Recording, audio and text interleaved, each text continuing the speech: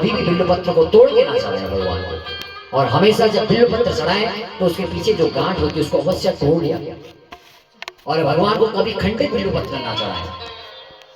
एक बिल्व पत्र भगवान को चढ़ाने से 3 जन्मों का पाप से मुक्त हो सकते हैं। और इसी बिल्व पत्र में बताया गया है कि जिसमें ब्रह्मा और विष्णु रुद्र तीनों का वास है। अगर आपने भगवान शंकर को वो बिल्व पत्र चढ़ाया तो आप स्वयं समझ लो कि तीनों देवताओं का पूजन हो गया। और कभी भी भगवान को जब बिल्व पत्र चढ़ाए तो खंडित ना हो और उसकी गांठ पीछे से टूटी हो, तो ऐसा ही बिल्व पत्र को चढ़ाए। और भगवान का पूजन करने के बाद जब बिल्व पत्र चढ़ाए आपको मंत्र ना आए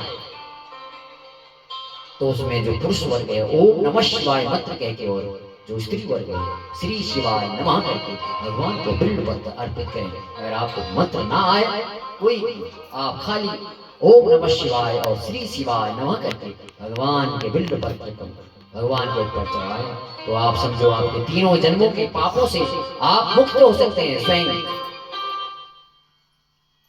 इसकी बिल्व पत्र की बड़ी महिमा बताई गई। तो भगवान शंकर के पूजन में फूल ना हो पर बिल्व पत्र के बिना पूजन अधूरा बताया गया। जब तक भगवान शंकर के पूजन में बिल्व पत्र ना हो तो भगवान शिव की पूजा अधूरी कही गई है। इसलिए जब भी आप भगवान के मंदिर जाएं तो उसमें बिल्व पत्र होना अति आवश्यक है। चाहे एक बिल्व पत्र हो जरूर, कोशिश करें कि बिल्व पत्र हो। अगर ना हो सके तो फिर भी आपको कोशिश करनी है। अगर हो सके, बताया गया कि अगर जो बिल्व वृक्ष के नीचे बैठा के किसी शिव भक्त को भोजन कराता है तो वो करोड़ों लोगों को भोजन कराने का फल प्राप्त होता है। कोई व्यक्ति अगर बिल्व वृक्ष के नीचे बैठा के किसी शिव भक्त को भोजन कराए तो उसको बड़ी महिमा कही है कि वो करोड़ों 1 करोड़ लोगों को भंडारा करने के बराबर का फल प्राप्त कर लेता है। और जो निरंतर भगवान के बिल्व वृक्ष को जल चढ़ाता है तो भगवान शिव के लोक को जाने का अधिकारी हो जाता है। तो इसलिए हमेशा बिल्व वृक्ष लगाने की कोशिश करें, हमेशा आप तोड़ने की कोशिश ना करें। हो सके तो अपने घर के आगे बिल्व वृक्ष अवश्य लगाएं।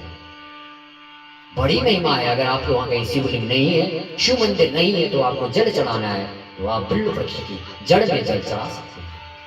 वो शिवलिंग के बराबर ही स्वयं जिसमें भगवान ब्रह्मा विष्णु और रुद्र तीनों का समावेश है, ऐसा शिव पुराण में स्वयं भगवान शंकर जी ने कहा है कि बिल्व पत्र के जड़ में जल चढ़ाने से आप शिवलिंग में जल चढ़ाने के बराबर पुण्य प्राप्त कर सकते हैं।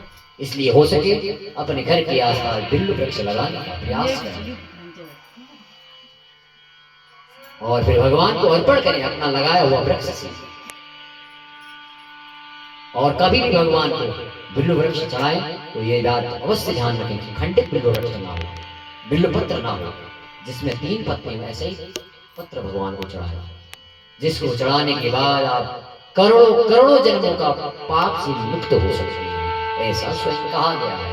तो हमेशा जब शिव का पूजन करें तो उसमें बिल्व पत्र का विशेष मान रखें। ऐसे आज सूत जी ने भगवान शंकर की पूजन की विधि में बिल्व पत्र की बड़ी महिमा बताई है।